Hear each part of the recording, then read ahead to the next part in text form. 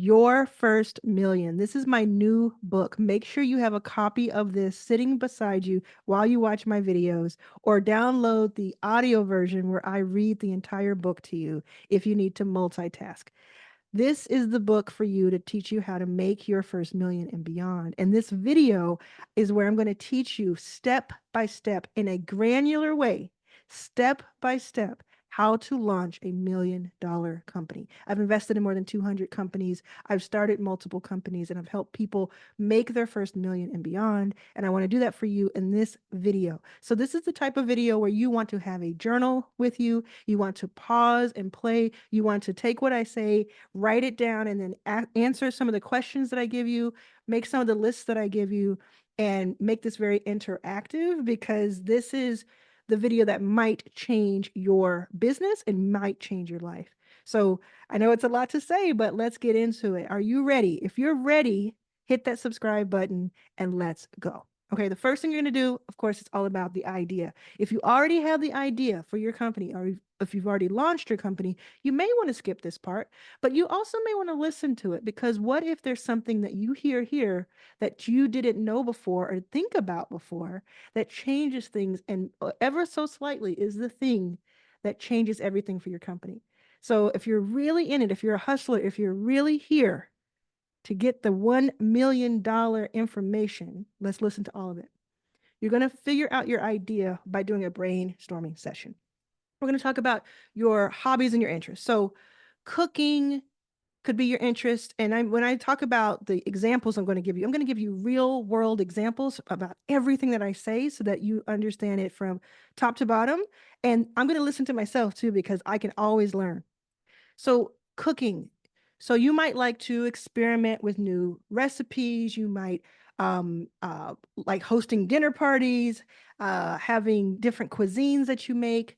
You may be at the beginning stages of learning, or you may be a great chef. You're going to think about just start writing them down. What are some of your hobbies and your interests? Fitness. Do you like to run, do yoga, weightlift, Pilates, all of the fitness things that you might be into? It's something that's new that you've learned about. Fashion, designing clothes, following fashion trends, learning about sustainable fashion. Technology, do you like gadgets? Do you like programming? Are you interested in AI? Are you interested in blockchain? Social causes like volunteering and thinking about the environment and social justice. These are all things that you might be interested in that could turn into a company. Um, and then when you think about cooking, for instance, let's say you wanted to, that you like cooking, you chose that as one of the options. You could start a YouTube channel, you could start a blog where you share recipes or cooking tips. You could offer online classes or workshops, or develop a line of cooking tools or gadgets. People ask me all the time, how do I start? What do I do? I don't know what to make or to sell, or how to start a business, or what my YouTube channel will be like, or what my company will be about. I'm telling you, lots of options right now. On the fitness side, you could create a fitness app with workout plans and tracking features. You could start a fitness coaching business or offer personalized training. You could develop a line of eco-friendly workout gear. On the fashion side, you could launch a sustainable fashion brand. Now, of course, some of these things are easier to do, and some of these things are more difficult. And some of these things you do first, and then you turn it into these types of companies. But there is no longer an excuse of, I don't know what to do, when there's so many options. So you make a list of some of your hobbies and your interests, and you start to connect the dots of what the market wants. And we'll talk about market validation in just a moment. And another thing for fashion, you could start a YouTube channel that reviews the latest trends or offer personalized styling services. With tech, you could develop a new app or a new physical product. Now, the physical products are going to be very cost intensive. So think about that before you decide to do that. If you have an idea for a cost intensive physical device, think about what the app for that device could be. Start the app first, see what the interest is in that app, and then develop the physical. Social causes. So you could launch a nonprofit, not super easy to do, but there are ways to do it. That's your life's work. That could be what you do. You could develop an app that connects volunteers with organizations in need, or start a social enterprise that addresses environmental or social issues. These are just a few ideas. I don't want anyone to say, I don't know what to do. So then you also think about, besides your hobbies and your likes, you think about your skills and your expertise, or the thing that you're learning about right now. So either have an expertise in something, or you're learning about that thing and you will one day become the expert. And in that learning, you can actually bring people with you on that journey. And that's part of what you use to start a company. So identify your skills. Are you good at marketing? If you're good at marketing, could you do campaign management, social media, SEO for other people, content creation for other people? Just stop right there. If you're good at marketing, or if you think I can put in the hundreds of hours that I need to learn these things, could you be someone else's creative director? Someone who doesn't want to do that, or someone who can't do that. Could you run their social for them? Could you do SEO for them? Could you do copywriting for them, speech writing, all of that? Finance, if you're into finance, could you do their budgeting? So, could you do a group of people, or one main client that's a big client, or several clients? Accounting, financial analysis, project management, education, healthcare. There's so many different ideas that you could do. And on the marketing side, you could start a digital marketing agency. You could offer an automation tool. So what I'm going to do is I'm going to provide you with a list of all types of things, dozens and dozens of things that are ideas of what you could do. Then you want to think about what the market needs, because you can have all the ideas in the world and all the skill in the world, but if the market is not willing, and the market means the audience, your customer, addressable people, right? We talked about total addressable market in another video. You're talking about the world. Like if you're taking your goods to a farmer's market, it would be the people who are there buying stuff. That's the market. The market in stocks is stock market, is who is buying and who is selling. So you could have all the great things in the world going for you, but if nobody wants to pay for it, it can't turn into a business. So you're going to research what the market is willing to pay for. How you do that is you look for things that are missing. You look for market gaps. So you if you think about your favorite app, how it was started, think about DoorDash. I use DoorDash a lot, or Lyft or Uber. It was started because someone said, oh, I wish I could get a fast food delivery, or I wish I could get a delivery from my favorite restaurant. And someone said, actually, I wonder how you make that happen. Fun fact, I had this idea 20 years ago, and I actually, or more than 20 years ago, and I actually did it in Dallas, Texas.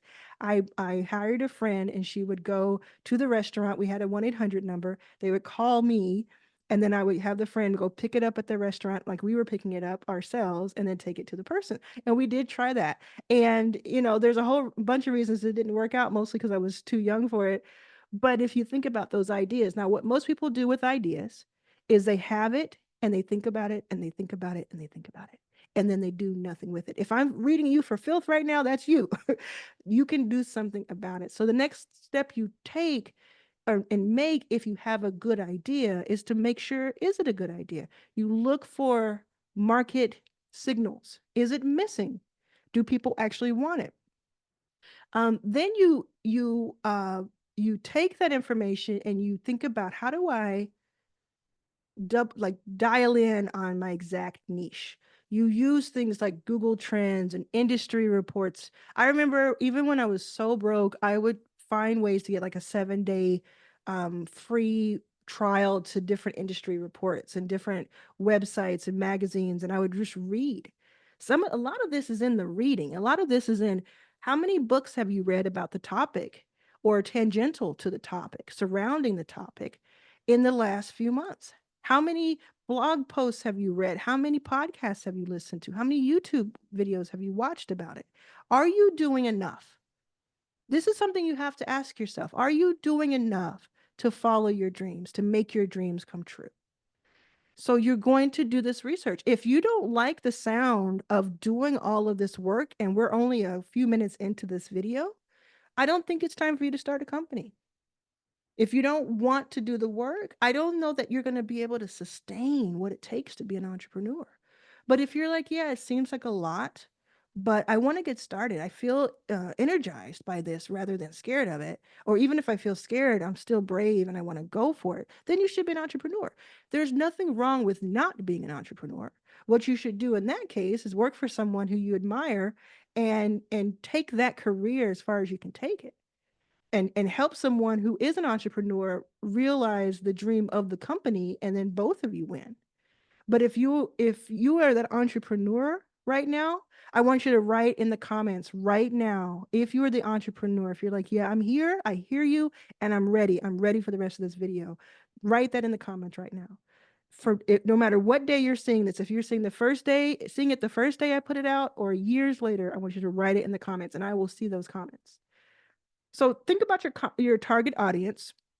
If you've watched some of my videos in the past, we've talked about this before, but this is the foundation. You can't skip this part as far as working on your company. Think about their demographics, like their age, their gender, their income level, their location. Then you're going to think about a little bit of their psychographics, which is like who they are, what they think, their interests, their behaviors. Are they interested in something similar to what you're interested in, and is that who you're going to go to, or is it going to be someone who they're not exactly like you, but you know how to speak to them? I think some of the best companies come from where the founders are the customer.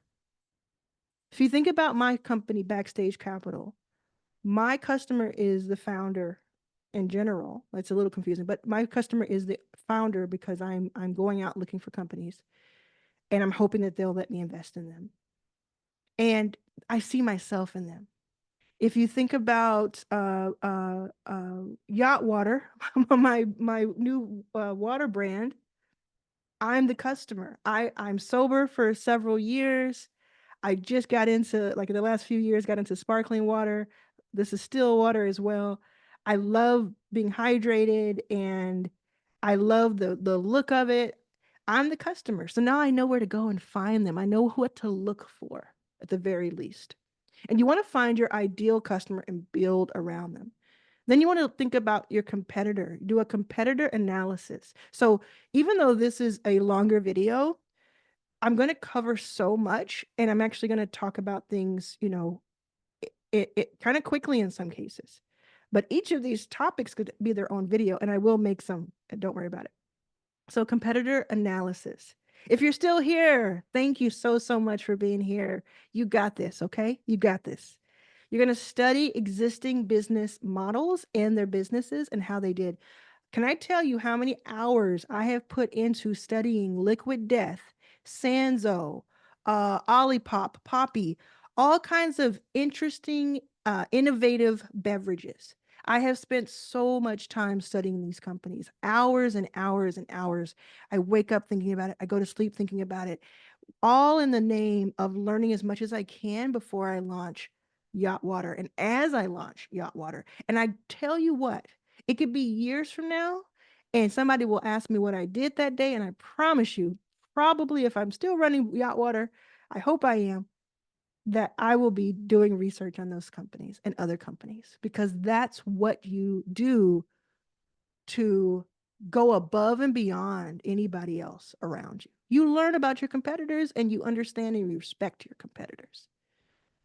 Then you're going to validate your idea. So, this is a cool part that I think is fun for a lot of people. And this is something that is pre launch, but it's active. It's activity that you can do that is like really moving the needle. And that is to go out and survey potential customers. You're going to create a detailed survey to help you gather data about your target audience's needs, preferences, and behaviors.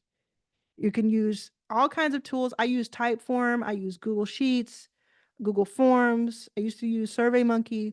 There's a lot of options out there. And so what you're going to do is you're going to say, this is why I'm doing this survey, and maybe have an incentive for them, like some sort of discount on something else, or a phone call with you, or something to that effect. And you're going to select a few people. I remember when I was launching my first course in 2020, I hadn't launched a course before, and I didn't know if people would pay for it, and I didn't know what exactly to to teach about, although I had an overall idea. So what did I do? I sent a text message through the community app, community.com app, which I'm an investor of, by the way. Today, I wasn't then, but thankfully am today. I sent an email, a text message to about 40 to 50 people who had signed up for different reasons. They wanted to keep in touch. And I asked them, if I were starting a course today about business, what are the top 3 questions you would want me to answer? And then I wrote every single answer down on pieces of paper. And then I started to say, okay, this question came up 17 times. This one came up 11 times. This one came up 3 times. I ranked ordered them. And if you go back and look at the notes I took from that survey, that is the curriculum for my first course. Because this is something you can do without having money. This is something you can do without quitting your day job.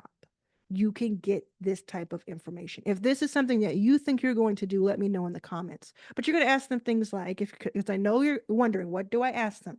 You could ask them their age, gender, location. Be careful with the gender question and race question. You might definitely make it optional. It's only there to be optional because of certain regulations. You can also say, you don't have to answer any of these. You don't want to. I'm just gathering information, right? Income level, their shopping habits, frequency of purchase of certain types uh, of of products and services. You could ask them very specific things about preferences related to your product or your service that you already know, if you already have that in mind. I wouldn't do a survey until I had at least some direction. Like when I asked my survey, I said a business course. There was some sort of direction. You don't want to ask a group of people, what should I do in life in general? You should say, oh, I'm going to go in this direction. How do I hone that in and sharpen that? You're going to make the questions multiple choice or short answer whenever possible, because you don't want it to be something where you're like, oh, I have to look at all these different answers. You want it to be something that it starts to just crystallize for you. It doesn't have to be so granular. And then you can have multiple choice. You can have open-ended questions as long as you keep it short. You could always have, is there something that I didn't cover here that you want? And then you're going to use that and, send that to a group. Can it be in a Facebook group? Can it be on your mailing list? If you don't already have a mailing list, look at my video where I teach you how to get your first 10 customers without any money and from scratch. There's a video that's a few days ago from this video that says that. Look for that video, because all of these answers are there. There's no more excuses. If you feel like this is the last day of excuses, put no more excuses in the comments. No more excuses. You know what else you could do in addition to the surveying is like you could actually do a focus group.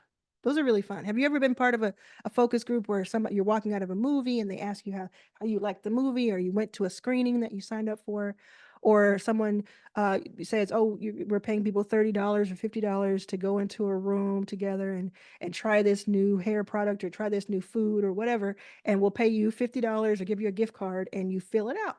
And they take that information back to the client. A lot of times the client is actually on premises and you don't even know it. That's what we're talking about, a focus group. Now, this could be your friends, it could be co-workers, it could be a group that's part of a entrepreneur group that you're part of. It could be an affinity group. So let's just say you're in a mom's group and you say, this has nothing to do with the mom's group, but if 10 of you, would you mind jumping into this Zoom with me so I can ask questions and people can answer? You want to have discussions and focus groups. You can, unlike a survey, this is back and forth conversation. 6 to 10 people is what I would suggest. You don't want too many people, but you do want to have a good focus type of person. So if your target audience that you figured out over the earlier parts is a woman who's 25 to 40, try to bring women 25 to 40 into this focus group. You could have your questions ready before you start the group. Like, what do you like and dislike about your current XYZ, let's say skincare product? How do you feel about eco-friendly XYZ skincare products? What features or benefits would you make the switch to for a new brand? And you can facilitate this or have somebody else do it so that you can study it, how people are reacting in their faces and things of that nature. And you can ask permission to record this session. Again, you can do this on Zoom. I mean, this is real stuff. This is how people really start companies. And you want to walk away with that with enough information that you can go to the next stage. Now, you can also do this on social media. There are a few websites that allow you to do surveys. So that's a really kind of low lift way of doing it. I've done that before. We did that recently with our 3XBA logo. So the 3x3 Basketball Association that I've co-founded, we were looking at 4 different logos and we sent out surveys to people in our network and said, what do you like of this? We didn't give them much information. We didn't tell them what it was for. We just said, which one do you like better?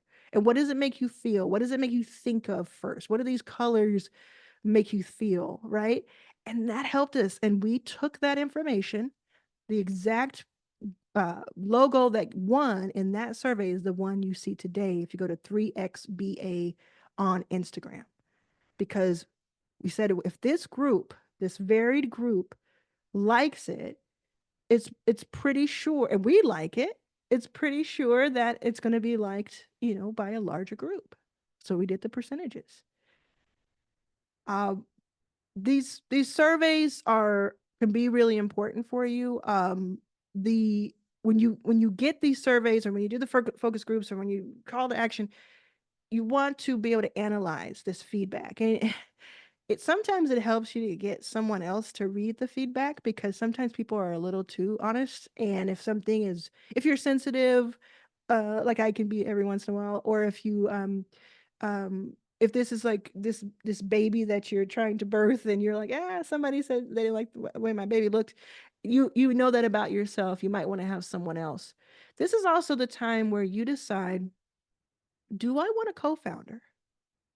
Do I want to go at this alone with all the ups and downs, pros and cons of doing that? Or do I want to go with someone and take that leap and take that chance that will work out?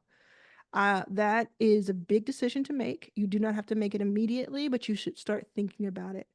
Now, the way that you analyze this data and use the feedback is you compile the data, gather all the information, and then start to look for common themes and insights across different feedback channels. Prioritize different insights that are important to you and then implement any changes that need to happen.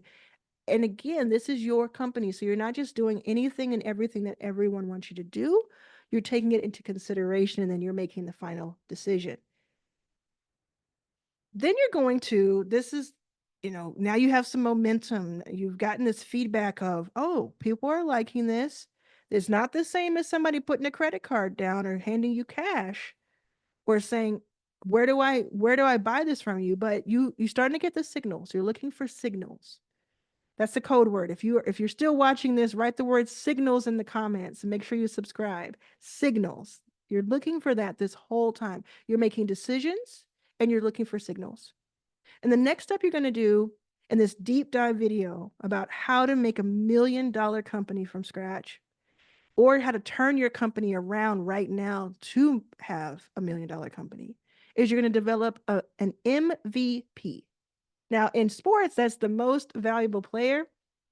But in this case, in business, it's a minimum viable product. What is something that you can ship, that you can put out into the world that may not be ready for prime time? It may not be ready for everybody to use, but it's something that is it's the least sorted out version of the product or service that will still be good enough for somebody to pay for somebody to use. So you're going to focus on essential features that address your target audience's most critical needs. And then you're going to prototype by creating a basic beta version of your product. And it doesn't have to be perfect. It just needs to be functional. You develop a few sample products using your chosen ingredients and packaging. So for Yacht Water, we kind of had this because we had the cans Before we had the cans, we had silver cans and we had the water. So we had a little bit of it, and we could take the water around, the ingredients, the recipe around to get people to buy in on the taste. And then we had the open cans like this with no top to it. And we could take that filled with other people's water. And so then the aesthetics. And then when you have that two pieces together, everything comes together and it's more than a prototype. It's the real deal. But before that, for months, we had the cans. Like if you look at video footage from Your First Million Live, which is all over this YouTube channel, you'll see cans of yacht water sitting where our guests are. But that wasn't filled with our yacht water. That was filled with a probably Fiji or something to that effect. But it was a prototype. It was our MVP to get it out into the world, to start getting people thinking about it. And your MVP, you want it to be something that's actually functional, something that people could, it's not just a nice kind of prop. You want it to be something that people actually like, yeah, I pay for this. But I just know that there's going to be a better version that comes out later as you iterate.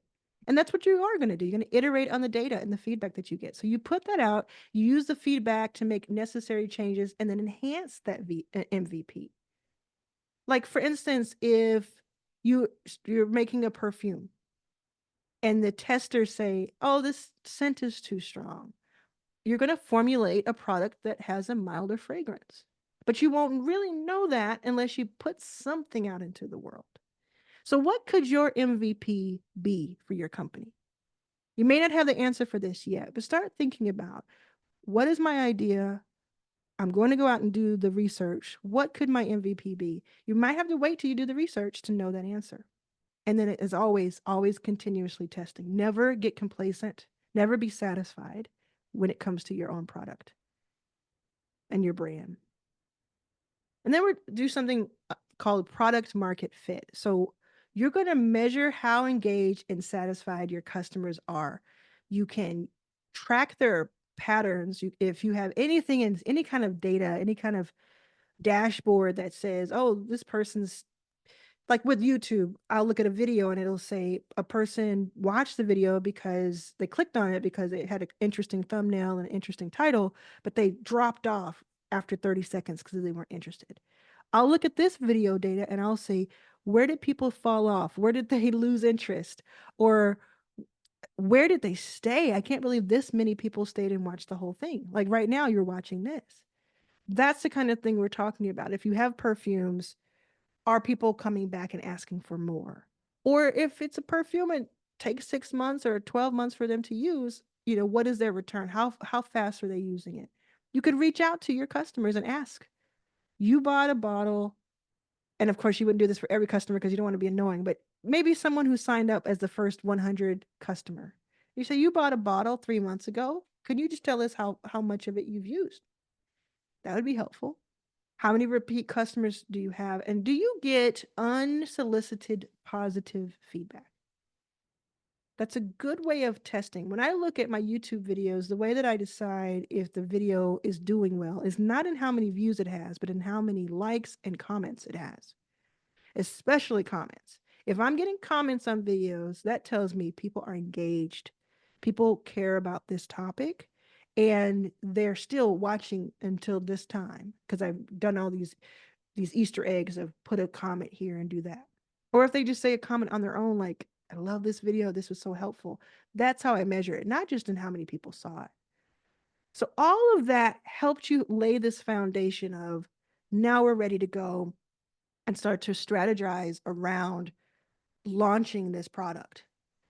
You're going to create a plan for yourself. Back in the day, we used to have executive summaries and business plans. To be honest with you, no investor I know looks at these.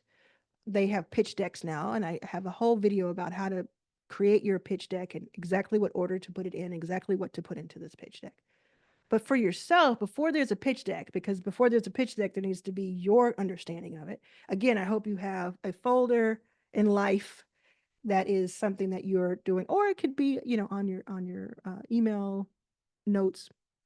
But what you're going to do is describe the business, You're going to think about the market analysis. Describe your target market that we talked about. Who are your ideal customers? You're telling yourself this. And of course, by telling yourself this and having it written down or typed, it's something that you can then reference when you're building the deck or when you're talking to a potential investor, customer, employee, or any other stakeholder or any other partner when they ask these FAQs, because they're going to ask these frequently asked questions. What is your ideal customer? Explain the needs and the problems your target market faces, which is your market needs, and then do a competitive analysis that we talked about. Summarize what you found from your competitor analysis. Who are your competitors? How will they differentiate? How are they different from you, and how are you different from them? Then you're going to think about the organization and management. You're not going to have all these answers up front, but if the more you can start thinking about it and making sure that it's something that's top of mind to you, the stronger your foundation will be.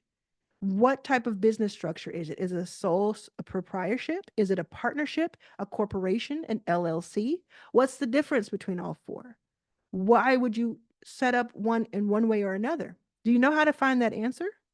The way you find that answer is you go to Google or you go to ChatGPT or you go to YouTube or you find someone who is a co-founder or a friend or a founder group where you get together. And there's another video I have where I tell you, how do you make new friends as a founder this month?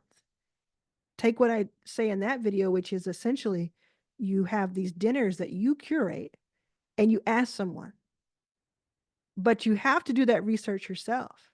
And then you need to connect with a professional.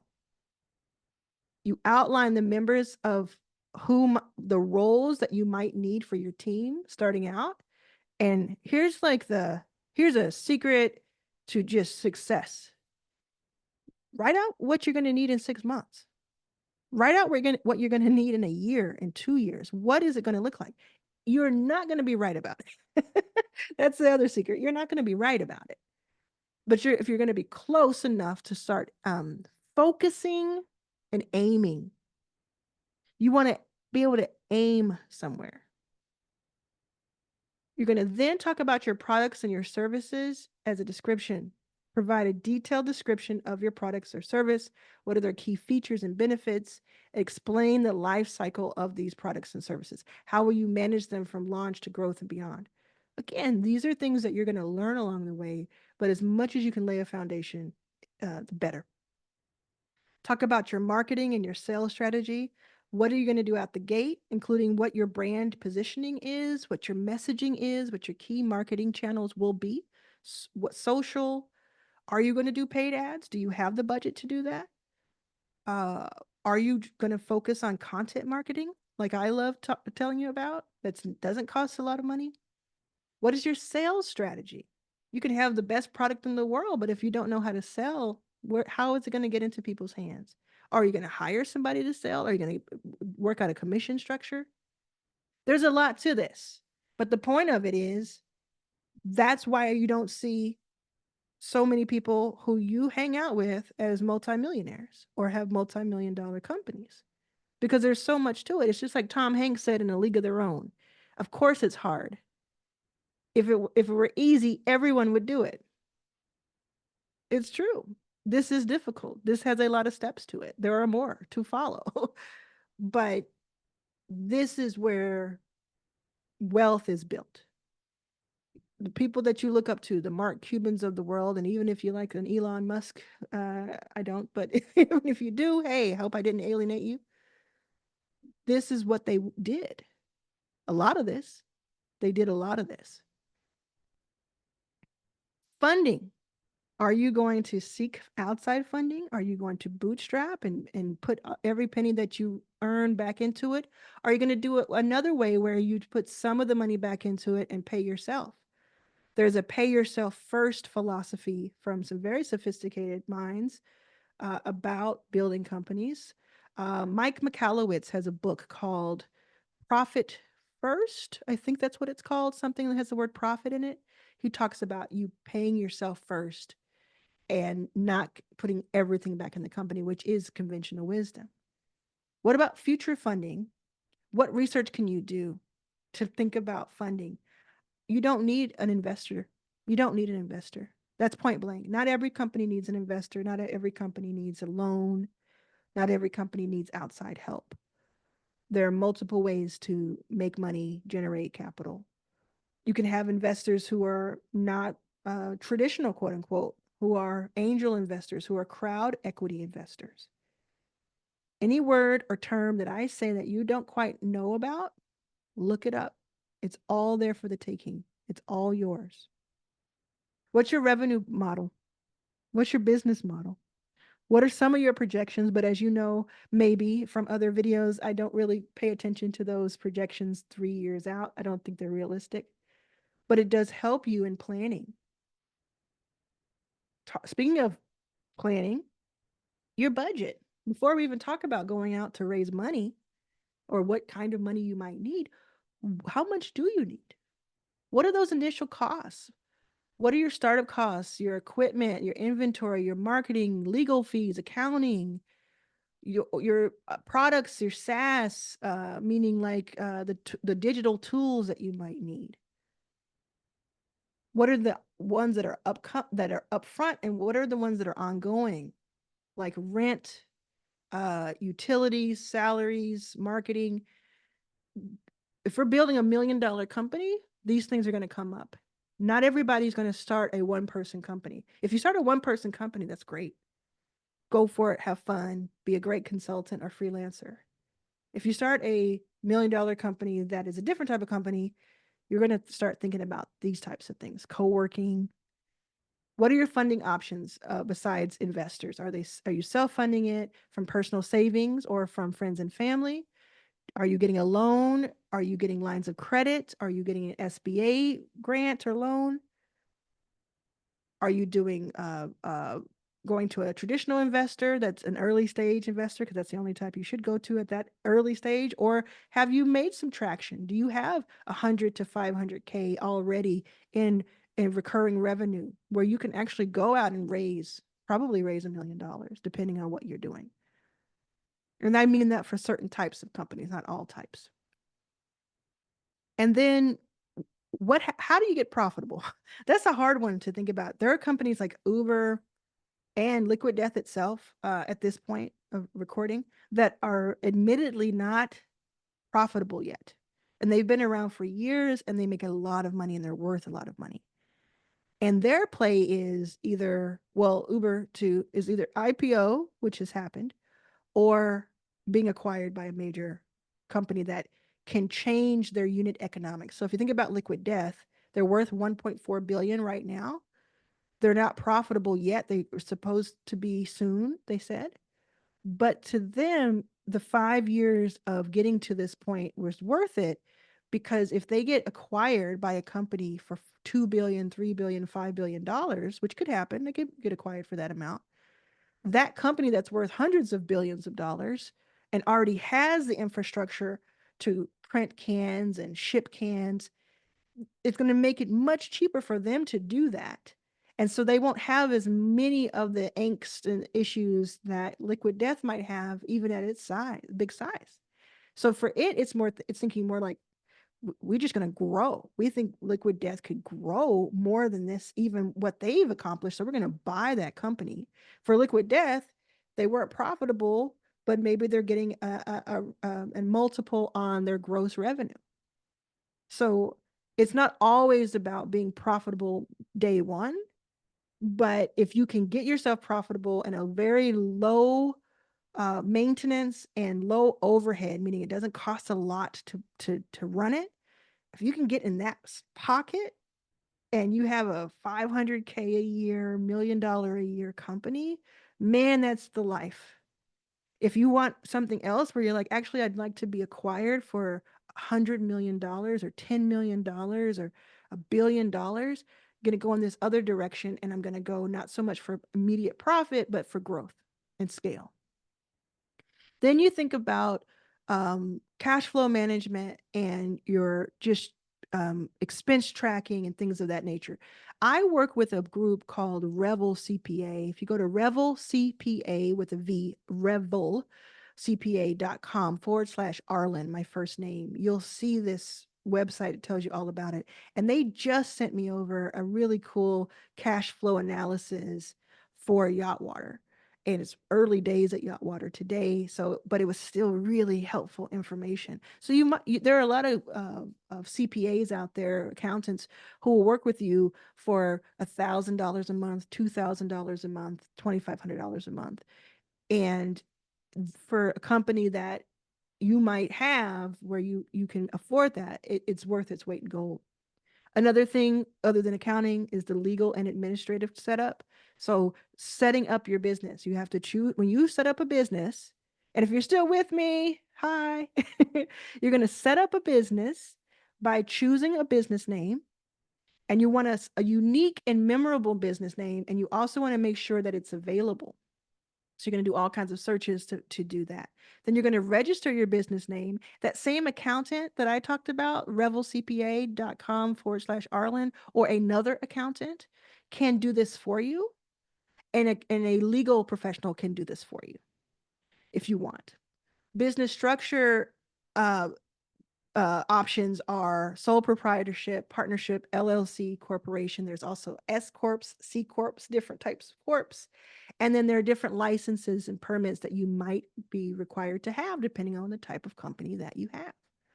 You're going to get a tax ID number, an EIN. I know you've seen that around. It's an employer identification number, usually called an EIN. It's from the IRS. You want to have that. It's almost like your social security number for your company, although your own social security number will be used a lot. So keep that in mind. You want to register for state and local taxes if they're necessary to do so, and especially if you're shipping something physical. And then you're going to set up a bank account. There are a lot of traditional banks like Bank of America, and there's Merrill Lynch, and there's all types of Chase. But then there are also like these online banks like Mercury um, and Brex. And those are really interesting too. I would check those out. And you're going to set up an accounting system either yourself or with your accountant. Then there's business insurance and employee insurance. You need to be meticulously planning and strategizing this because this strong foundation will make sure that you're prepared to handle what comes up. So if you're still with me, you're a real one. You are a real one. And now we're going to get into the launching of your business. Oh my, I got a cramp in my finger all of a sudden. You're going to get into the launching of your business. You're going to design your product and service. You're going to conceptualize, develop a clear concept of your product or service and what problem it solves. You're going to prototype like we talked about. If it's not physical prototype, it could be a digital a prototype of what does it look like. And then you're going to test. You're going to source from manufacturers and suppliers. Again, this is if it's physical. If it's not, then there's other things to consider. But again, like Yacht Water, I did a formulation, I did box testing, different shapes and sizes. I decided on do I want a tall boy like Liquid Death? Do I want a skinny can, which we did make sure to do because that's more of our brand? Do we want a regular 8-ounce, 12-ounce can? Do we want something smaller? All those decisions, what flavors, all the formulation, you're going to go look for those different people. And if it's a digital product or a digital service, what are those in those lanes? Source all the materials that you might need and then think about quality control. If it's service, you're going to have this blueprint of what steps does the customer take in order to have what journey do they go on? Is it a landing page? And then they have a next page that gives them 3 options. And then they watch a video that you created. When do you make that video? What happens in each step? What different tools do you need? Do you need to learn about automation? Do you need to learn about how to get emails out to people while you're sleeping? Yes, you do. These are the decisions that you have to make because remember, what we're talking about is decisions or our decisions and signals. Your brand identity, your branding and your positioning are important. So your brand name and logo, that's fun. You can go to Fiverr. I have a link in the description where you can click on to go to Fiverr and have people create your logo for you. I just did this recently with my new nonprofit, Keymaker Alliance. I had 3 different people on Fiverr do a couple of options for me, and I selected one. I paid for all 3, but I knew that I may not get it with one person. So I did that. I would recommend doing that with more than one Fiverr person. I also do my thumbnails on Fiverr. And then when I need something that is more day to day or for weeks at a time, I go to hirerunner.co, which is my fractional recruiting company for inclusive companies and individuals. And hirerunner, HIRE, runner.co is where I can bring on executive assistants, runners for the day, COOs, etc. Then you're thinking about the color scheme, the typography. I mean, we're detailed. I told you it was going to be granular. Didn't I say that? I told you it's going to be down to the detail. Thinking about your color scheme, your brand voice, and your messaging. Define your brand voice. Is it formal, casual, humorous? A little bit of all of that. Is it how does it resonate with your target audience, and how do you continue to iterate on that? What does your website and online presence look like? If you think about 3XBA, the basketball league that we started, we put our website landing page up as soon as we could. Then we went and we found someone to do our social as soon as we could. Before we found that person, we were posting things. And then we started to get this messaging. We hired an agency to put all of the pieces together to look a certain way. And we did this slowly but surely, but it all had to come together. And these are just multiple pieces to the puzzle that you can think about. And then what kind of content creation are you going to do? Are you going to have social clips? If you look at the link in my description, I can show you how to take one long form video and turn it into 30 clips that are for reels or for TikToks or for stories, or for shorts that you can use for a month and put that out into the world to kind of get people thinking about your company. There's another thing. If you think about my chief of staff, Melanie, she created a chief of staff certification, and she is doing long form and short form content to get the word out about that. What we did an interview together on Zoom and popped that on YouTube and then turned that into 30 different clips. There's ways to do this without having to hire a bunch of people to do it for you. But you want to get the Instagram account, the TikTok account, the LinkedIn account. You want to have a social presence usually. And then your marketing channels, are you going to start an email list? Again, I have a video that says how to get your first 10 customers. It teaches you how to build a list and how to start that thinking. Are you going to have social content marketing? Are you going to do a press release? We just did a press release for 3XBA. All of these things are things that I wrote down because I'm in the middle of them with these 4 different companies that I run. We did a press release, and then you send it out to a group. And you can also, if you don't have any press contacts, you can pay a couple $100 to put it on one of the wires, and the wire will send it out to a lot of people. And if anybody's interested in it, they'll pick it up in their local paper or nationally. Even if they don't pick it up, you have it on a website that now has that SEO that picks it up when people search for you. Are you going to reach out to media, contact people, journalists, get on podcasts, do guest posting, do collaborations? No matter what your company is, somebody is probably interested in it. It's up to you to do the research of how to do this. Now, if this sounds incredibly ominous, like not ominous, it sounds like so much to do and think about, consider clicking on that link below and sending it over to a friend to have them get certified as a chief of staff. Because if you have a chief of staff working side by side with you, even if you don't have a co-founder, that person's going to help you like Melanie helps me, and it's invaluable. You can also go to hirerunner.co and check out our new app. And in that, what you can do is hire someone on a week-to-week basis, a day-to-day basis to be your assistant. The point of it is, even if you don't use one of mine, I sent you to Fiverr and different places. Even if you don't use one of my companies, Dan Martell has a book called Buy Back Your Time. Mike Michalowicz, the person I mentioned earlier in this video when I talked about um, his book, he has a book called Clockwork. Both of these books are about not doing everything yourself, even when you don't have a lot of money, buying back your time, taking a little bit of money that you do have and hiring someone part-time to do so much of the work that would have taken you hours to do every week, so you can focus on the things you love doing the most, which is the creative part most likely, and sales. The thing that is so the things that are so impactful to your company, and that all these things, there's probably half of the things I'm mentioning here someone else could do for you. So think about that. If you're thinking about that right now, put that in the comments. Like, yeah, I think I'm going to buy back my time. I think I'm going to buy back my time as soon as I can. Then think about partnerships and collaborations. Think about potential partners and businesses, influencers that share your target audience. One of the fastest ways to grow your audience is to partner with someone. And then you're going to think about how is it mutually beneficial for us? That's kind of redundant. Mutually beneficial. I've talked about affiliate programs in the past.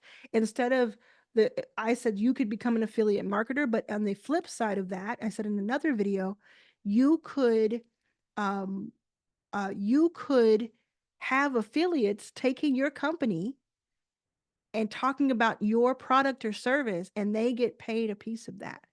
I do that with Melanie's chief of staff certification, where I send it out to my audience. I get part of what she is paid. So she doesn't have to do anything except for, hey, here's some great information to share, or I'll jump on a Zoom and I'll interview with you. She's doing all the work for herself. I'm over here creating more opportunity for her. And she could have 5 of us, 10 of us, 100 of us. You could have a certain number of affiliates who are doing most of the sales for you, as long as you treat them well. And then exploring joint ventures when the time is right. Now, if you're ready to launch, here's your plan. I'm going to give it to you step by step. Launch plan. The pre-launch preparation, you're going to build anticipation. Use teasers and countdowns on social media and your website. Engage your audience and build excitement. Then you're going to beta test. You're going to conduct a final round of beta testing, make any necessary adjustments and based on that feedback you have.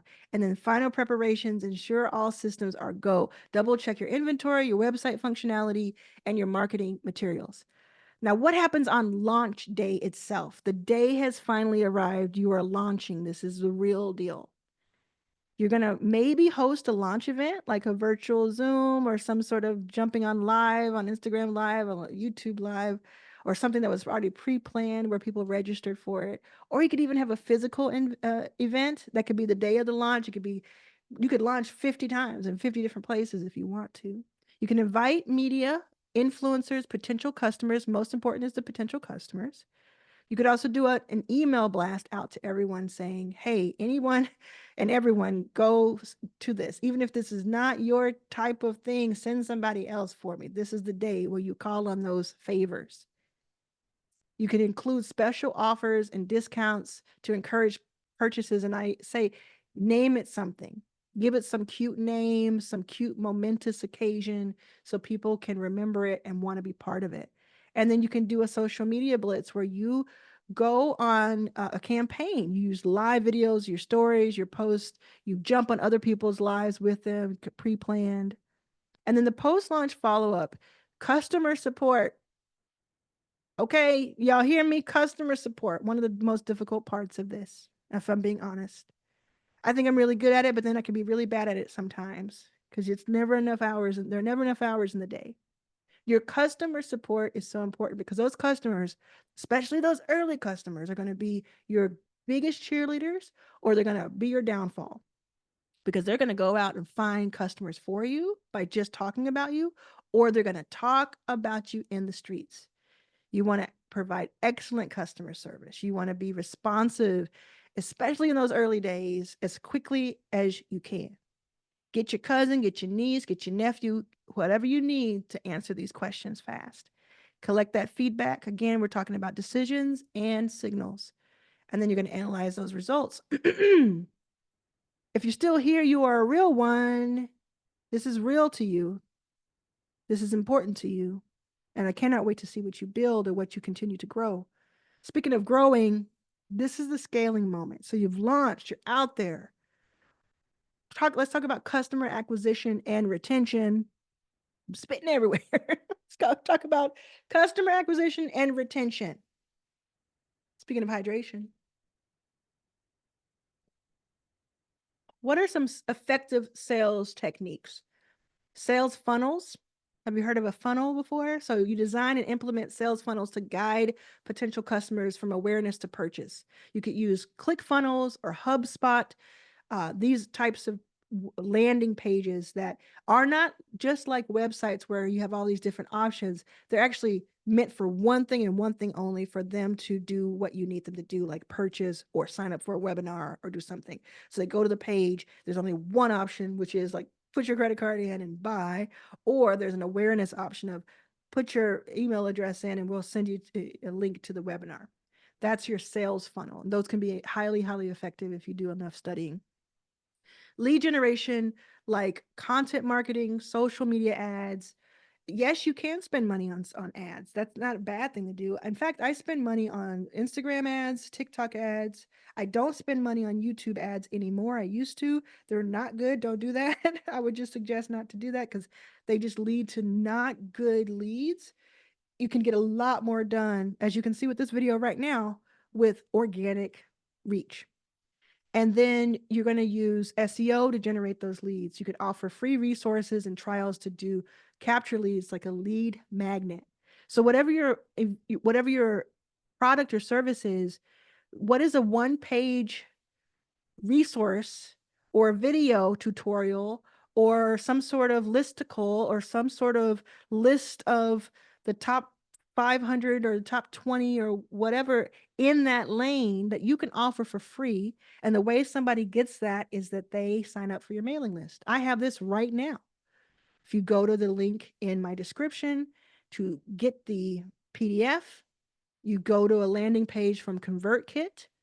It gives you a little information, takes your information from you. When you confirm your email address is when you get the free email resource sent to you. That's what you could do instead of just saying, hey, stranger on the internet, this is my product, go buy it.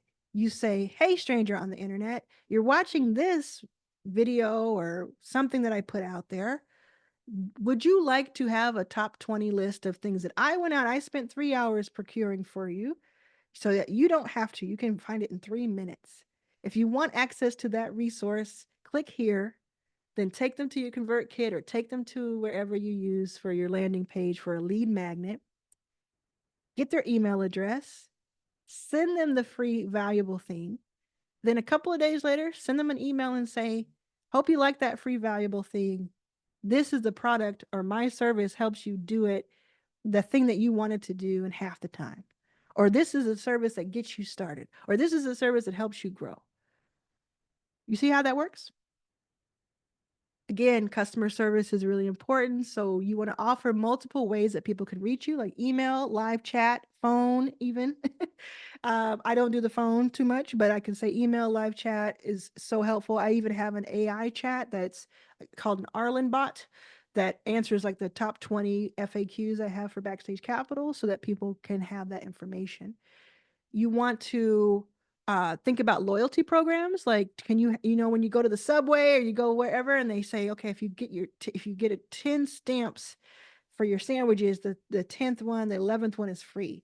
What can you do that's similar to that loyalty program? What can you call your customers? You want to build a community, right? So what are you calling your customers? If a customer group has a name, they're loyal to you. So Rachel Rogers has the Schmillies, like millionaires, the Schmillies. My group decided they were going to call themselves the Arlanaires for Arlan's Millionaires, right? Think about different companies. I think Alex Hormozi has Mosey Nation. If you can create a name for your group, either for the group itself or the people in the group, you will foster loyalty and they'll start reaching out to each other. Liquid Death has people who have tattoos of Liquid Death, like multiple people. That's special. Other water brands don't have that. How can you think about doing something like that? And then you're going to expand your market. So what Again, this is after launch. This is after all of that feedback you have. Now you're thinking about expanding. In order to do that, you kind of go back to the same thing you did to start, which is you're going to research market opportunities. Do your market research, conduct research, find things that align with your current product or service, and look for underserved demographics or geographic regions. And if you're national, go international. If you're international, go hyper local.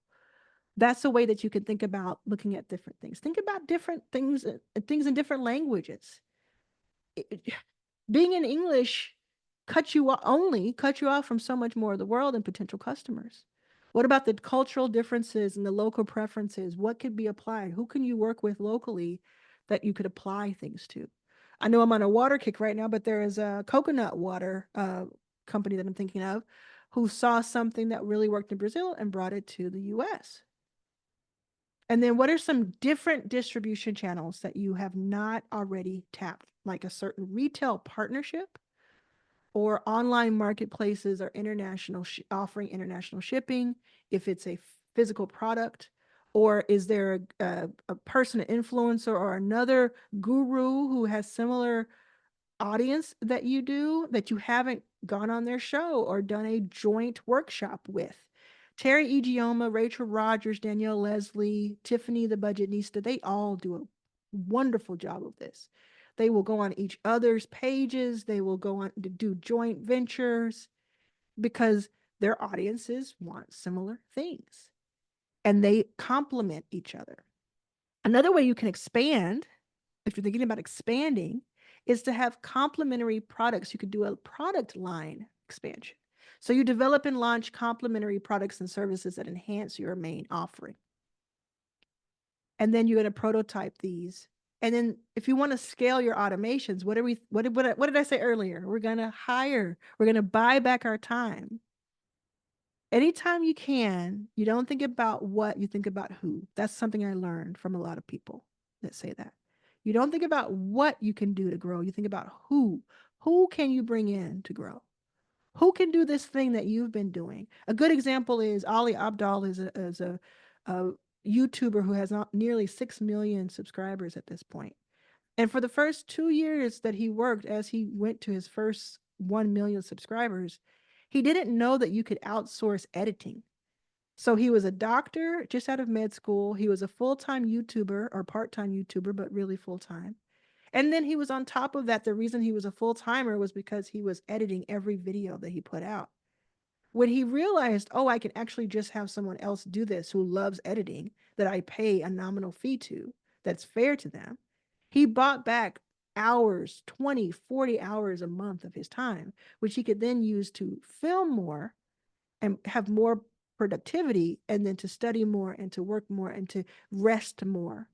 So when you want to, if you want to grow, you have to bring more people in. It's simple as that. My interview with Rachel Rogers from Your First Million Live, we talked about that in depth. Look for that video. Automation. I talked about automation earlier. The more automation you can integrate into your process, the more it's like you have an army with you that you didn't hire. There are things that we take for granted every day, but someone has created this automated process for us. Getting this email back that has that resource, that lead magnet I talked about, that would be an automation. That's ConvertKit doing all the work. That's Zapier doing all the work. I have an interview with the CEO of Zapier earlier in my YouTube channel, where he talks about how Zapier has millions of combinations of automations. The idea is unlimited what you can make happen automated. Your customer onboarding, your customer check-in. So we talked about being good to your customers. You could have an automated process where your customers, you don't have to think about, oh, they signed up 6 months ago. You have it automated that you have a Zapier telling it to talk to MailChimp or ConvertKit, and on the 40th day or the 180th day, it sends this type of email. And if that email is opened, it does this thing next. If it's not open, it does this reminder next. These are the type of automations I'm talking about. Just limitless possibilities. Think about upgrading your infrastructure. So you might want to invest at this point if you're growing, you might want to invest in infrastructure upgrades to support that growth, like new technology, office space, or equipment. And then let's talk about that team again. HireRunner.co is my fractional recruiting team. You can go there and check out our new app, and you can hire the right people. So you can also think about, hey, do I want to become a chief of staff or do I want to hire a chief of staff? Go to that link below in the description to learn all about becoming certified and all about what that role really is.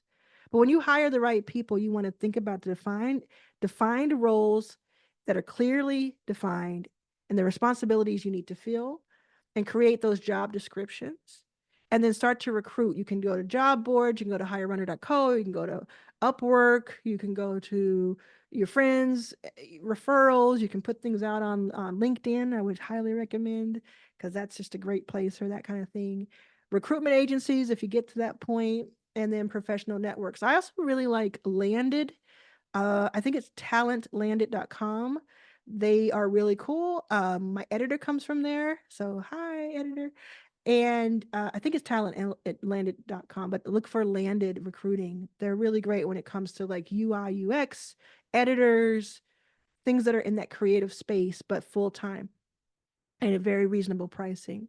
And then you're going to have put together an interview process. Now, there's an importance for strong company culture, but I'm not going to talk about that in this video because I'm still figuring that out. And I don't want to be someone who sits on a high horse about company culture when I've had such good moments with company culture and such bad moments with it, and I'm still figuring things out. There's a difference between a leader and a manager, and you have to decide which one you are. And if you're not a leader, then you need to find somebody who is, who can be part of uh, spearheading your company. If you're not a manager, but you are a leader, you need to find someone who knows how to manage. So if you're not one, but you're on the other, find your counterpart. And one thing that has helped me so much over the past 5 years is figuring out how to delegate. Delegate. If you have effective delegation skills, you can trust them to take ownership, especially if you're that chief of staff role. That's so important. That link in the description will tell you all about it. But you want to invest in leadership, as I said, and you want to put things in place. And that's again, instead of talking about it, I will just refer to read the book Buy Back Your Time. Read all of Mike Michalowicz's books, The Pumpkin Plan, Clockwork. There's many others. The Buy Back Your Time is by Dan Martell. But never forget this. Okay. All right. So if you're still here, or if you're using this as a reference and you're coming back to it, we're going to talk about some even more advanced topics: customer acquisition and retention. So I want to talk to you about advanced customer acquisition strategies. There are three that we're going to talk about first. Content marketing. We have talked a lot about that. When it comes to YouTube, I have videos about that. But you essentially, instead of starting out by sending paid ads or even hiring someone to make a commercial for you, you're doing these marketing things that are more organic. You're putting them on social and you're seeing which ones do well. And you can either leave it at that and just keep doing that and sending people to your page, or you can take the ones that do the best and put money into ads for those ones in particular. Gary Vee is really great at describing this model where instead of like what he sees a lot of people do, especially if they have a large budget, is they'll just put out whatever. They'll just say, we think it's funny or we think it's good and captivating. So we're going to put all this money behind it and put it out there. What he suggests is you make a few different types of content, you put them all out on social for free. And the ones that perform the best, you take those very few and then you put the money behind those for paid ads because it's more than likely they're going to do well in paid ads too. So that's one thing to think about in the more advanced way. And he has a new book called Day Trading Attention that talks about that. Day trading attention. The next one is influencer marketing. So you can collaborate with influencers in your industry and reach that broader audience. You can also do this in You can do this like pay them to do it, or you can do it as an affiliate way. There are multiple agencies that do both, and you can look at those up. And make sure that your values and their values align. Sometimes it's hard after the fact. Like you may hire someone, or you may even get a Cameo if you go to Cameo's website and pay somebody on the business website to do a commercial, and or whoever you connect with, a celebrity, and then they may have like an issue after you paid for it. But you can't really control that. But did they have one before you paid for it? Think about what you want and who you want talking about your company and representing your company. Another retention technique is personalization. So you can use that customer data that you have to personalize interactions in your offers. You tailor your marketing messages and product recommendations. There's another part is customer onboarding. So you develop a comprehensive onboarding process for new customers. You give them tutorials. We talked about that earlier when I was talking about the landing page and that customer journey. Tutorials, welcome emails, follow-up support. Again, a lot of that can be automated, and you can also use AI to customize it. And then you want to reduce churn. Churn is when people leave and they no longer become customers. It's that churning off idea. You identify and address reasons for a customer that they might churn ahead of time, and then you implement strategies to retain them, such as proactive support loyalty programs. I know a lot of people who do really good job of this, and they do it by just reaching out and seeing how their customers are doing, essentially. And then scaling your business with your business model diversification. Again, this is the more advanced side of this video as we start to close out. But don't click off just yet, because this is where this is where the money is. This is where the money is. So different things that you can do. 3 things. Subscription services. Introduce a subscription-based service for your product, or a subscription-based product. This will create recurring revenue. We talk about that a lot. And then it'll also create customer loyalty. A lot of times your customers love your first product and they're waiting for you to have something else for them. And instead of creating a whole new product, you can create a new way for that product to be delivered to them. Again, yacht water. You better believe we're going to have a subscription model at some point soon. You can think about franchising your business, franchising your model, or even selling the IP for use. These are really advanced, so I won't get into it right now, but these are things that you can think about. Like, oh, okay, I'm just starting this company, or I'm at 500,000, and when I reach 1 million, I want to kind of pull back a little bit. So I'll actually sell my IP, license for my IP for the use of it, so that people can use this for their purposes, especially that digital IP. Or people can use this physical product and put their logo on it, and I'm white labeling it. Think about partnerships and alliances that are strategic, where you can leverage their customer base, their resources, and their expertise. We talked about international expansion earlier. Think about how you would enter internationally, go visit places, and talk to people on the ground. And then just do like a diagnostic of your operational efficiency, your sustainable practices, including like socially, and your infrastructure. I want to talk to you about revenue models for this company, this $1 million company that you're building. Here are 5 different revenue models you can think about. I hope you're taking notes. I hope you're still here.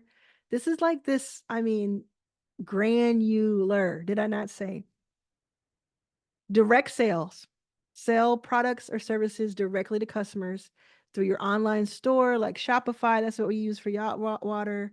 Or your website. We use Webflow for Hire Runner. We also have an app on Apple. You can have a physical location. You can have both. You can be on a marketplace. You can have a subscription service like we talked about. This can also apply to digital services. That's what SaaS really is. Software as a service is really a subscription model for the most part. People are paying you monthly. Think about what you do with Netflix. Think about what you do with premium DoorDash and premium Ubers. You have that $7.99 or whatever it is to have even more pieces to it. Memberships. You can create a membership. So you have a physical product that people buy once a year. That's not going to be real sustainable. So maybe you start a membership that's monthly and they get on top of that all kinds of ways they can use this, or they get a community that they can become a part of. Whoever saw this one part probably just got this idea and is going to run with it. And I can't wait to see what you do with it. Again, I talked about affiliate marketing. So you're going to promote other companies' products, or you're going to use other people, not use them, but work with other people to produce and market your own. I don't mean produce, but I mean market your own product. The freemium model, you've seen this before, where you go to a website, you start working on whatever the product is, the service, and it says for free, put your card in or don't. You get to have the first 30 minutes or the first 10 credits or the first day or 7 days, you get this for free. Or maybe you're signing up for the New York Times or for, some other, for Essence or whatever, you get this first part for free. If you want to use more of it, you have the choice of these 3 or so monthly or yearly options. That's what you could do with your company. And then another way is that you can allow advertisement or partnerships on your company or on your product. This is like my least favorite. I don't want to share necessarily the space and the banner that I have to give someone else space, but it's not terrible in some cases. Sometimes it's the best kind of partnership. They're paying to, if you're doing a really great job of reaching people and it works, it aligns, and it's not cannibalizing and taking away from your own sales, maybe it's a good idea to partner with someone who's willing to pay you for some of that space too. Another way that you can open up revenue, generate more revenue, open up money that wasn't there before is by adding products or services that are complementary. We talked about that a little bit before, but think about product line extensions, like new products that complement your existing offerings. So for an example, if you sell a skincare product, consider adding a line of complementary beauty tools. Another way of thinking of it is a service add-on. You offer additional services that enhance the customer experience. I talked about this a little bit with the subscription. For example, if you provide consulting, can you add a follow-up service package? They're already customers, but they've kind of reached the end of what they can do. Is there a follow-up add-on package? There's something you can add on. And then by the same token, are there bundles that you can create? So it's a package of products that usually sell by themselves, but now you just put them in a bundle and now it has this new price and it's this new thing.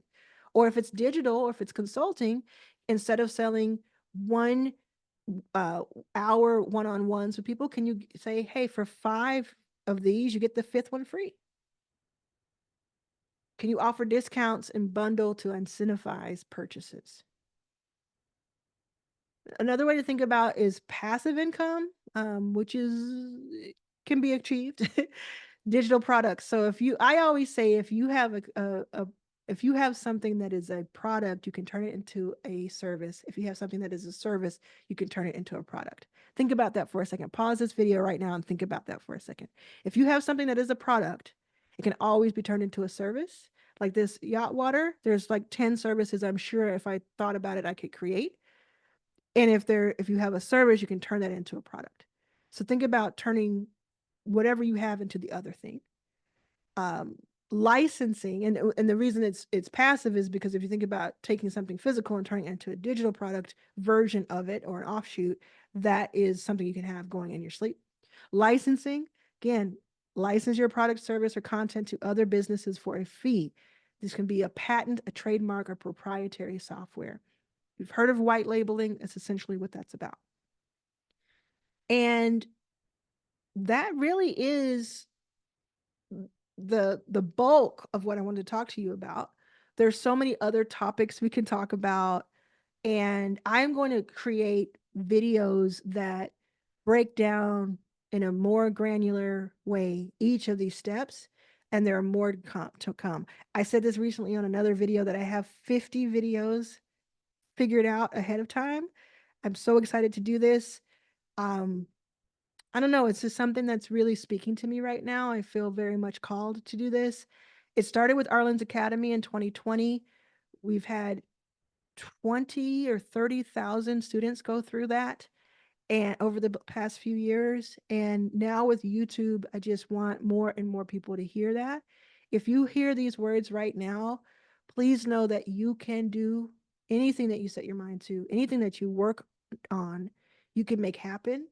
I see your comments. I get to talk to you in real life. I get to hear from you, even if I'm not responding. I know that sometimes it feels like this is for everyone else. I'm watching a movie, I'm watching someone else's life. I was homeless 10 years ago. I was sleeping on the floor of the San Francisco airport. I talk about this in my new book, Your First Million, and also in my book, It's About Damn Time. I talk about this very thing. I was on food stamps and then I ran out of food stamps. I shared a room in a hotel with my mom for months. And then I sent her back to Jackson, Mississippi because I could no longer see her suffering. And I said, I'm going to figure this out. At 43, things are very different. Starting at 35 was the first year that I made more than $20,000 in a year. And prior to that, 20,000 was a big deal. It was usually more like 5,000 a year. Today, I've invested in more than 200 companies led by underestimated founders who are women, BIPOC, LGBTQ+. I've been on the cover of Fast Company. I've been on the cover of Black Enterprise. And I've been on the Tamron Hall Show, Angela Yee. I've traveled the world. I've spoken in multiple countries and multiple cities. I get paid to speak now, and I used to have stage fright. I used to be a drunk, and now I'm 7 years sober as of this month that I'm recording this in. There's so many ways your life can change in ways you never imagined. I would have never in a million years thought that I would be paid to speak when I had such stage fright. Never in a million years would I thought I'd be paid to do the things that I do, to disturb and be an agitator when I was getting kicked out of classes. I never in a million years thought I would ever be able to stop drinking alcohol. I stopped drinking alcohol in 5 days. If you want to know how I did that, there's a video called How I Stopped Drinking Alcohol in 5 Days on YouTube. Go check it out on my channel. Make sure you subscribe. Make sure you subscribe.